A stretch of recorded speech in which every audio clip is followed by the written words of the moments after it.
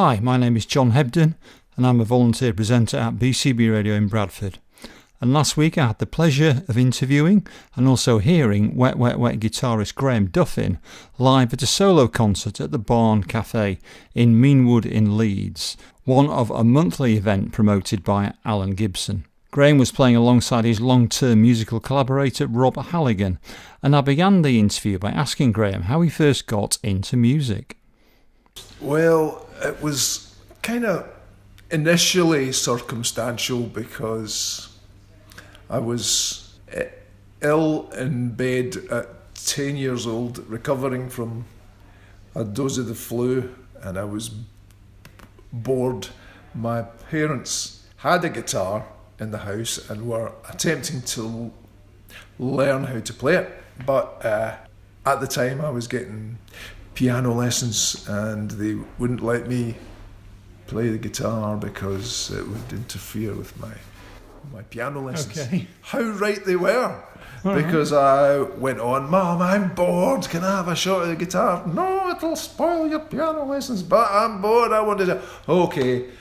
So I got hold of the guitar, and by the end of the weekend I was playing it better than either of them, and they'd been trying for months and months, and it was like, okay, you can play the guitar. Okay. And it was, and through the rest of my primary school I had learned up all the old Shadows tunes, and it was upwards and onwards from there. And was that the end of the piano then at that point? Or? It was. They insisted that I persevere with the piano in the short term, but it soon fizzled out. The guitar overtook. The guitar took over. Yeah. I asked Graeme about the bands that he'd played in before joining Wet Wet Wet. In my teens I had a band that had come together with friends at school. That band was called Maybe the Floor, and it was kind of jazzy, kind of rock, jazz fusion. And after that, I joined a professional touring folk band called New Celeste. And that really was my introduction to playing professionally, full-time. And how did you get from that to Wet Wet Wet? Well... and tell us about the Deacon Blue job offer as well. The Deacon Blue job offer, that came in the same week. Did Wet Wet Wet get in first then or something? They got in first, and I had already accepted that when I got an offer in for Deacon Blue as well. So that was nice to be asked. Yeah. Nice to be asked. And did you know the other guys who were in Wet Wet Wet then? No, I'm 9 or 10 years older than them. Yeah. So it was through a recommendation of a musician and journalist friend called Tom Morton, and he was doing articles for some of the music press, like NME, it's the New Musical Express. And he got called in to do an interview with this as yet unheard of, unsigned Glasgow band called Wet Wet Wet, and he interviewed them, and then he got talking to the manager, and the manager happened to say to him that they were looking for a guitar player, and much to my eternal gratitude, Tom gave him my name and number, and off you went. Off I jolly well went. I had read that Graeme had had to have a haircut when he started out with Wet, Wet, Wet to blend in better with the promotional pictures. I asked Graeme about this. Yeah, I was just hired in originally as a session player, and I voluntarily got my hair cut. Okay, It was never an order or prescriptive, but I thought, I should make an effort here to at least blend in and fit with the overall image of the band. And did the other guys look up to you as a more experienced, more knowledgeable pro? Father figure. I avoid saying that. But well, I had already been married at that point for 7 years. I had a 2-year-old daughter. Yeah, I was in a very different situation. They respected that most of the time. Apart from playing guitar, did Graeme get involved in any of the production or songwriting with Wet, Wet, Wet? Not so much on the songwriting aspect, but certainly I grew into the production role. I found it was quite a natural fit. And was that because you'd studied that previously or learnt with perhaps earlier bands? No, it was just a keen interest in the whole technical sort of process. Taught yourself? Yeah. I asked Graeme how the Wet, Wet, Wet name came about. I take no responsibility for that whatsoever. It was already called Wet, Wet, Wet when I got the call, so no responsibility on my part. There are various different apocryphal stories circulating, but yeah. Okay, so I also read today that there was a link to a Scritti Politti lyric. There was. Her face was wet, wet with tears, and there was only 2 wets in it. And there was bands like Talk, and somebody else that had a double barrel name. Could be at the time. Duran, maybe. Duran, yeah. And the. Correct. You know more about the story than I do, apparently. So they just thought, well, why not? We'll just add an extra wet at the end. Okay. And it stuck. So that is the official story. Okay, thank you. Wet, Wet, Wet's first number 1 was a cover of the Beatles' A Little Help From My Friends. I asked Graeme about this. I'll get by with a little help from my friends. Was that just Wet, Wet, Wet, or were you playing with a whole lot of other celebs as well? No, it was us. Okay. So you were selected by the BBC? I suppose you were commissioned, I suppose, by the BBC, were you, to do that? I'm not sure who exactly it was commissioned by, but it was for the Children in Need charity. And it got us to number 1 in the singles charts, but it also got the album to number 1 in the album charts. So kind of great. Simultaneously. Great exposure for the band then. Oh, absolutely. Thanks to the BBC. Yeah. Wet, Wet, Wet followed that up with a huge hit with the Trogs' Love Is All Around. We had the big, ridiculous hit in 1994 over to 1995. Okay, I'm sorry that it was ridiculous. I mean, was that a millstone? No, it's certainly extended our career at the time. I mean, it was extraordinary, absolutely extraordinary. So did things change for the band because of this success, particularly Love Is All Around? Well, it certainly opened up continuing opportunities, and it had a major impact on our shelf life. Okay, and probably the size of venues you were playing there after, I suppose? It had probably started to drop off slightly, and then when that happened, it picked up again. Great. Good old 4 weddings and a funeral. I know, that was great. Can't complain. I asked Graeme about the story behind the band trying to stop their hit Love Is All Around breaking the record for the most weeks as a UK number 1. Yeah, well that's completely wrong. Okay. The actual story was, it was a ploy by the band's management to try and force everybody who hadn't yet bought it to go out and buy it, so it would beat the record. So the opposite, yes, of what is it was reported the in exact Wikipedia. opposite. Okay. No, we'll say that we're going to delete it for some spurious reason, and then anybody who hasn't yet bought it will go, oh no, we better go out and get it while it's still available. Unfortunately, it didn't work.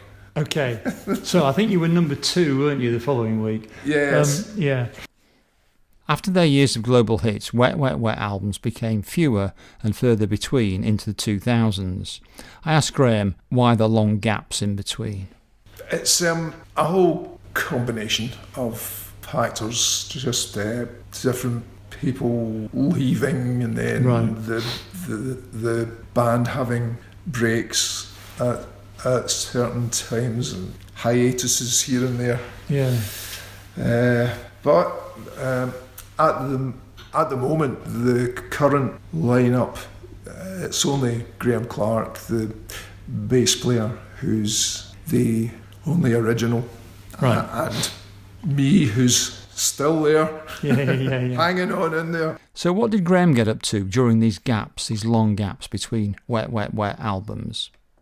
A lot of studio work over the last 25 years. Mm-hmm. Oh, wow, okay. I produced loads of albums, and when lockdown happened, I thought, this is my opportunity to record that jazz album that had been very much on the back burner for the previous 35 years. So that's the album's called Spain, and it's an instrumental album. And is that your first solo album? My first solo album. I find that incredible to believe, Graeme. All that time, all that skill, and all those guitars, and all those years, but never got around to doing it before. No. So it needed a pandemic. It needed a pandemic to cajole me into action, and I was very fortunate to have the assistance and involvement of some very fine guest musicians on the album. I asked Graeme if there would be any more Graeme Duffin solo albums. That one was now 2020. Yeah. So it's already 5 years on. But it's available if you go to my website, graemeduffin.com. I have it on vinyl, CD or downloads. I asked Graeme if that night's gig in Leeds was part of a longer tour. No, it's only a week. Okay. But it's 6 gigs in a row. Okay. Well, 6 nights in a row. Oh, wow. Okay. Yeah. And how far through the 6 are we? This is only night 2. Okay. How was night 1? It was good. Okay. Filey, which isn't too far. So this is it must be such a completely different experience. To be playing, I guess, arenas, are you, with Wet, Wet, Wet? And then you're just playing a coffee shop in humble Leeds. It's theatres. Oh, okay. Oh, is it really? Yeah. Okay. Yeah, okay. theatres at the moment. And we are touring again in October. Okay. So keep an eye out for the good gigs. Check out the Wet, Wet, Wet site for details of the venues. It's 21 shows in 25 days. Yeah. So it's intense as well. Gluttons of punishment, aren't you? Yeah. Christian faith is important to you? Yeah, it's been crucial for my my journey. It's who I am, and without it, I wouldn't be. Without it, I wouldn't be here doing what I'm doing. And when did you become a Christian, if that's the right turn of phrase? Was it pre-wet, wet, wet? Yeah. Okay. Yeah. Having been brought up in a Christian family, I just decided for myself as a teenager that that was the lifestyle that I wanted. Now, Graeme had a stammer throughout his life, and I asked him about this. Did he have good days and bad days? I think anybody who stammers will tell you that they do have good days and bad days, and that's part of the frustration of it. Okay. But I'm now, although I still very much stammer, I still identify as a person who stammers. It's much, much more controllable now than it was, say, 25 years ago. Right. I got involved in a very intensive speech recovery program called the Maguire program, and that's enabled me to do interviews and speak publicly, because prior to that it was practically impossible. Okay. Wow. So, well, good for you. My goodness. And you're also involved in the British Stammering Association. Maybe are you a trustee? Are you? I had it. No. Okay. I had a kind of an involvement on the periphery of that. They sometimes don't quite see eye to eye with the Maguire program philosophy, because it's pretty hardcore. Okay, is that it? Sorry. It can be incredibly effective, but it takes a lot of practice and a lot of support and a lot of perseverance and a lot of facing your fears and doing what you have always avoided. Is it a Scottish thing, the Maguire?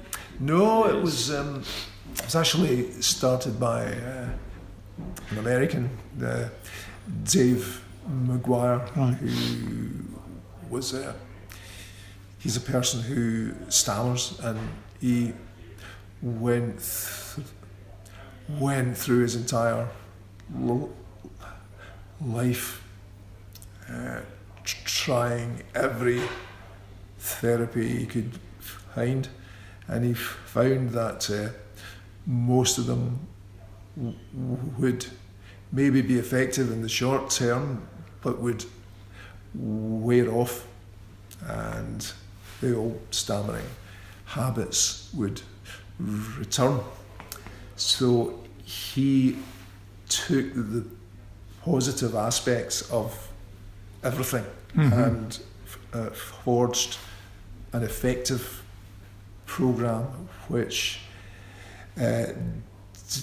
dealt with the stammering physically on the short term and psychologically on the longer term.